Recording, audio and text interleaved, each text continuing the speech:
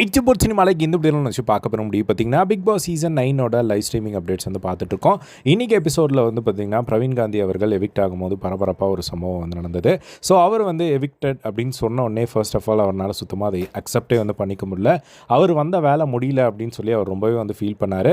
அவர் வந்து எவிக்டட் அப்படின்னு சொன்ன உடனே யூஸ்வலாக வந்து நார்மலாக எல்லா சீசன்லையும் எப்படி பார்த்துருக்கோம், ஒருத்தர் எவிக்டட் அப்படின்னா உடனே மற்ற கண்டஸ்டன்ஸ் எல்லாம் வந்து கிட்ட வந்து பேசுவாங்க.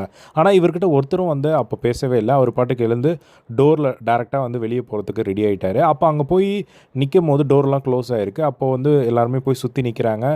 நம்ம வினோத் வந்து டச் பண்ண சார் அப்படின்னு சொல்லி போகிறாரு.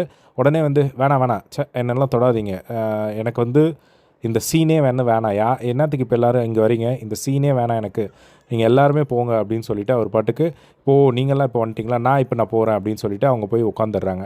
அந்த இடத்துல வந்து சார் உங்ககிட்ட நிறைய லேர்ன் பண்ணிக்கிட்டேன்னு சொல்லி யாரோ ஒருத்தர் சொல்ல, அப்படியெல்லாம் நீங்கள் யாரும் லேர்ன் பண்ணல, விட்டுருங்க அப்படின்னு சொல்லி ஒரு மாதிரி கோவமாக அவரால் அக்செப்டே பண்ணிக்க முடியாத மாதிரி அவர் சொல்கிறாரு. அதுக்கப்புறமா வந்து வெளியே போயிட்டு அவர் அந்த பேட்சை வந்து உள்ளே போட்டு போங்க அப்படின்னு சொல்கிறதுக்காக வெளியே கார்டன் ஏரியாவில் வந்து போய் நிற்கிறாரு.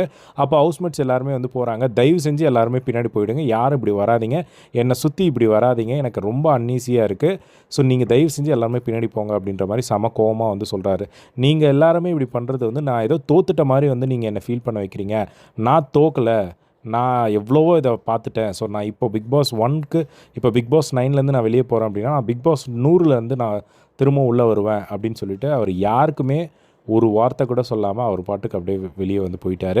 ஸோ அந்த ஒரு விஷயம் வந்து செம ஷாக்கிங்காக இருந்தது. ஏன்னா அவர் வந்து சுத்தமாக வந்து எக்ஸ்பெக்டே வந்து பண்ணலை போல். ஸோ அவருக்கு வந்து அந்த ஒரு எவிக்ஷனை அக்செப்டே பண்ணிக்க முடியல அப்படிங்கிறத நம்மளால் வந்து பார்க்க முடிஞ்சுது. ஸோ அதை பார்க்கும்போது உங்களுக்கு என்ன தோணுச்சு அப்படிங்கிறத கமெண்ட் பாக்ஸில் ஷேர் பண்ணுங்கள். இதே மாதிரி எல்லா பிக் பாஸ் லைவ் அப்டேட்ஸ் தெரிஞ்சுக்க நம்மளோட சேனலை சப்ஸ்கிரைப் பண்ணி சப்போர்ட் பண்ணுங்கள். தேங்க்ஸ் ஃபார் வாட்சிங். பை.